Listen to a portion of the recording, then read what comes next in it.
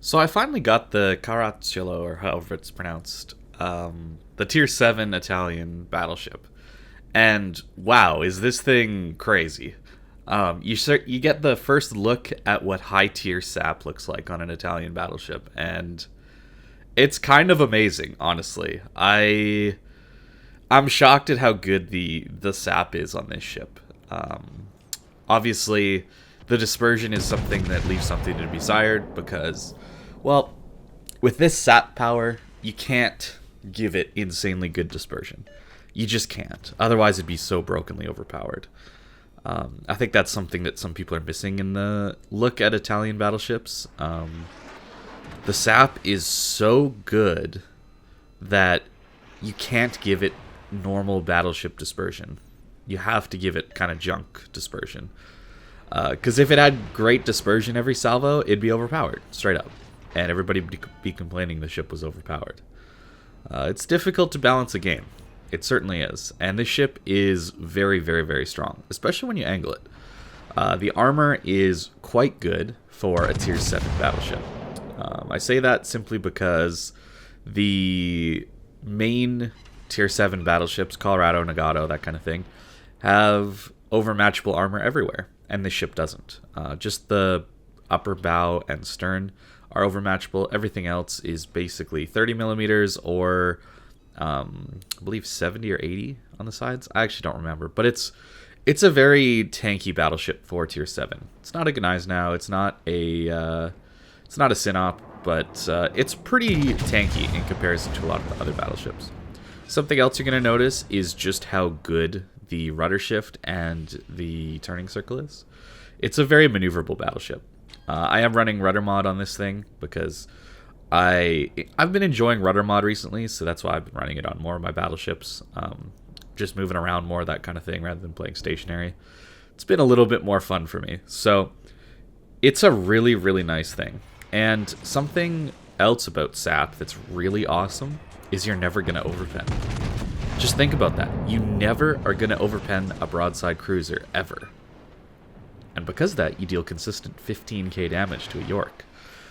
Whereas my AP might have citadeled him, sure, that's a good point. But with the turtle back on a lot of these German cruisers, oftentimes it just glances off the turtle back at closer ranges and then exits out the other side of the ship, and you get an overpen. So I'll take the consistent SAP damage any day. And this right here, pay attention. Pay attention to the number that's about to flash on your screen. Yes.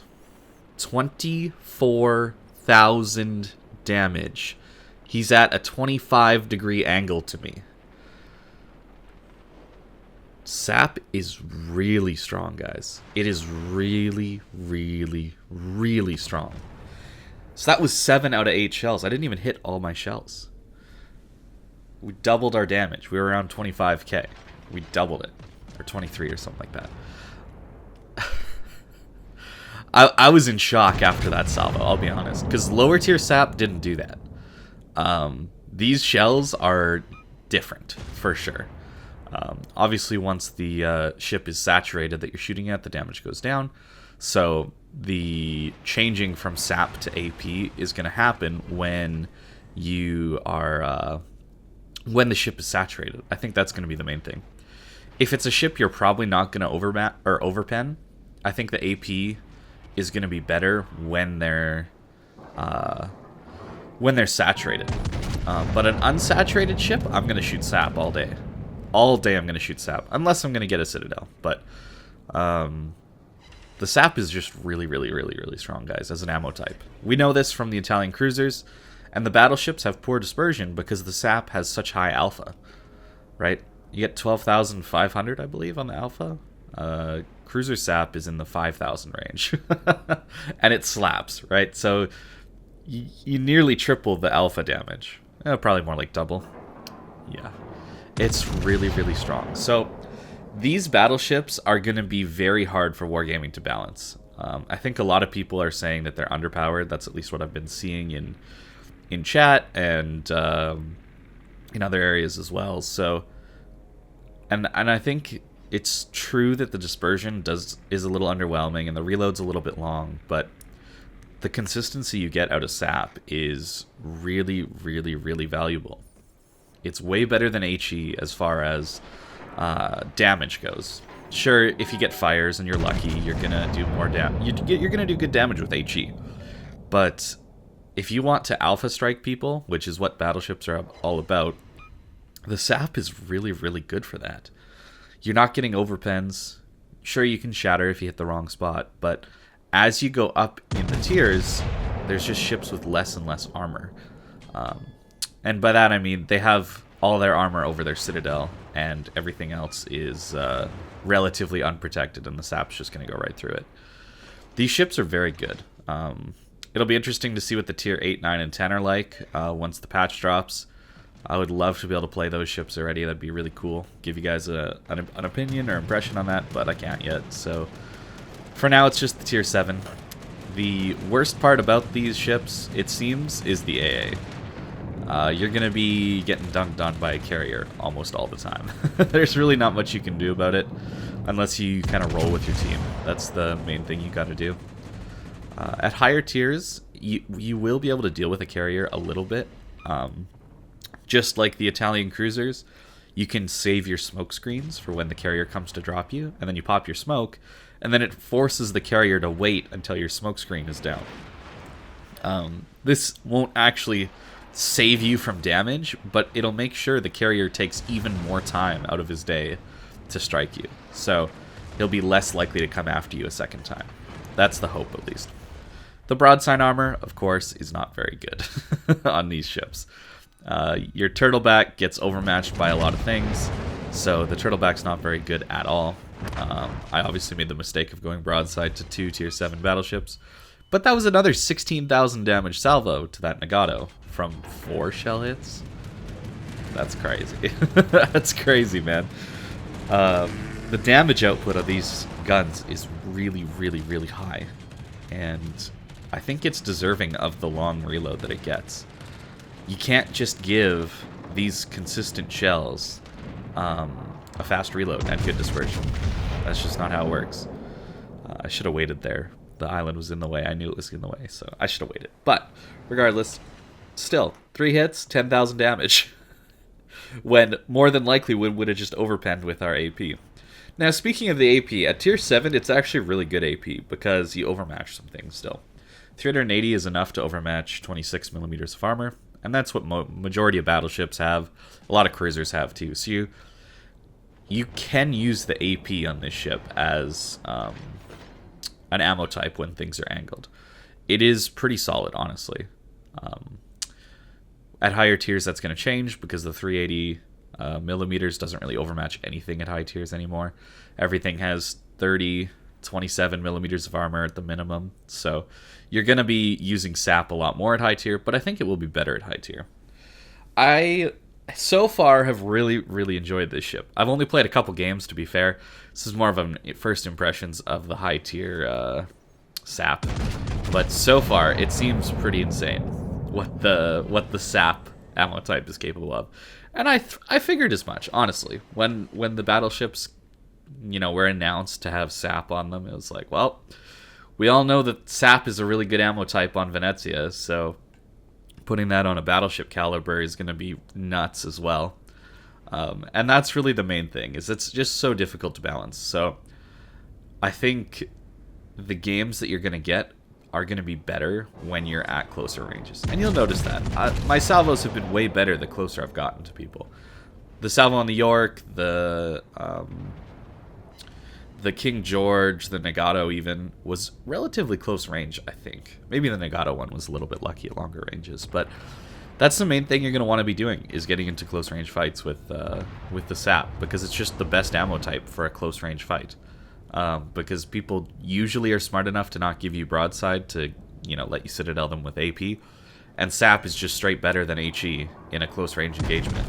You're not looking for the DP or the damage over time of a dot damage of a fire, right? You're looking for that straight alpha strike. So that's where the high tier ones, I can't wait to have smoke. Because I would just you know, once I start getting focused here by a Nagato and a Colorado that are just running off the map, a smoke screen to get to the next island would be a lifesaver. Like, to cross these gaps while being undetected completely would be insane. The brawling strategies you could employ with the smoke screen are just like limitless. I'm so excited actually to play the higher tier Italian battleships. I really am, because if this ship is this good with only 8 guns and a long reload, relatively poor dispersion, I can't wait to see what a 12-gun version or a 16-gun version can do with a smokescreen that allows it to push up. I'm excited. So I think these ships are going to be great.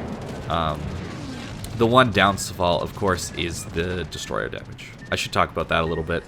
You don't really deal much damage to DDs, and that's sad. It really is. Battleships already struggle versus destroyers. I think everybody knows this. Even more so than they used to. Without getting AP pens, there's not really a lot you can do to DDs. Because, like everybody says, just load HE. Well, you shoot HE at a DD, and you end up hitting a lot of modules, and you do no damage to the hull. Or very little damage to the hull, I guess. It's a tricky thing to do, to deal damage to DDs. And one way that you could deal with it was actually secondaries. A secondary spec Ohio back in the day, before the captain change, was good enough to stop a lot of destroyers from YOLO rushing you. It was good enough to stop a lot of destroyers from just sitting at 10 kilometers spamming HE at you. It was good enough to stop those things, and now it isn't, because the dispersion of the secondaries is just that bad. So a ship like the Italian battleships, where the dispersion on the secondaries is bad, the range isn't all that amazing, and worst of all, the 90mm secondaries don't even pen destroyers, at least at higher tiers. So they're basically useless secondaries. So I'm not sure what Wargaming expects you to do against a destroyer, other than just roll over and die. But it would be nice, as a buff to these ships, is to tighten up their secondary accuracy. Maybe even make the secondaries have less range, but give them better accuracy on the secondaries, and make the 90mm guns pen destroyer hulls. Which would also allow them to pen battleship superstructures. I think that might be an interesting way to go about it, you know? Maybe knock a kilometer off the max range on the secondaries and give them that buff. I think that could be interesting.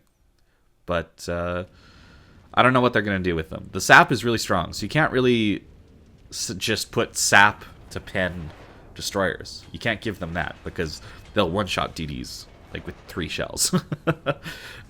You're not gonna want to do that. I fully understand and support the decision to make SAP not deal full pen damage to a DD, because that wouldn't be balanced. That wouldn't be fun for a destroyer player. But I think something should be done a little bit to counteract how good destroyers are going to be against these battleships, especially considering their playstyle is focused on pushing in and brawling. With the smokescreen, the poor dispersion, the SAP that is best in a brawl, that kind of thing. Yeah, I think the secondaries being able to deal damage to DDs a little better would be an interesting way to buff them. Yeah, we're dead, but we got a high caliber, 152k damage, 2 million potential damage. Not bad, honestly. That was my first game in the ship. Yeah. I'm not even used to playing this ship. I just, went in and had a good time, basically. It's a fun ship, and I think the line is going to be fun. I just think I got lucky there to not really get focused by the CV and not have to deal with a DD that really knows what they're doing yet. So the way I've built this ship, real quick, I am running a secondary build, kind of. The secondaries are really not that amazing. You can get the range farther than this, but I've chosen to keep them the way they are because I want the main gun accuracy. But a build that I'll probably run is I probably won't run the secondaries at all. I'll run concealment, Deadeye, and probably fire prevention, perhaps emergency repair expert. We'll see. But it'll be one of those more standard battleship builds is the goal, and I'll probably run it on Sansonetti. I just don't have very many points on Sansonetti yet. And there you go. There's the upgrades that I've got. Pretty standard, honestly. Just real quick, I want to talk about what I said about SAP versus AP for destroyers. You might be thinking, well, you support SAP not dealing full pen damage, but you want Battleship AP to do full pen damage again.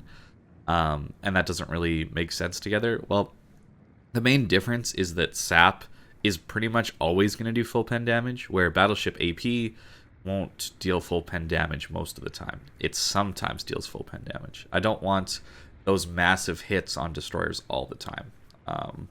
I just want them when it's, let's say, close range, a destroyer is YOLO rushing you bow in, and you shoot them. When they're bow in, the shells enter from the front of the ship, and they go through and detonate in the middle of the ship, and they do no damage. I want an AP pen to happen then.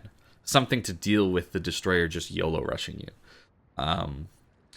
That's the main thing I want. I don't want the AP pens to happen like at 20 kilometers or something like that. And that might be an interesting way to do it, is put AP pens back in the game, but only make them happen to destroyers when it's within the destroyer's gun range. Maybe that would be interesting, so that if the DD is just, open water gunboating you, well, there's potential for the battleship to do damage back. Unlike now, where there's basically no counterplay there. So that's kind of my quick thoughts on it. I can go more in depth on that, but I don't want to make this video too long. So thank you for watching, guys, and I hope you have a great day.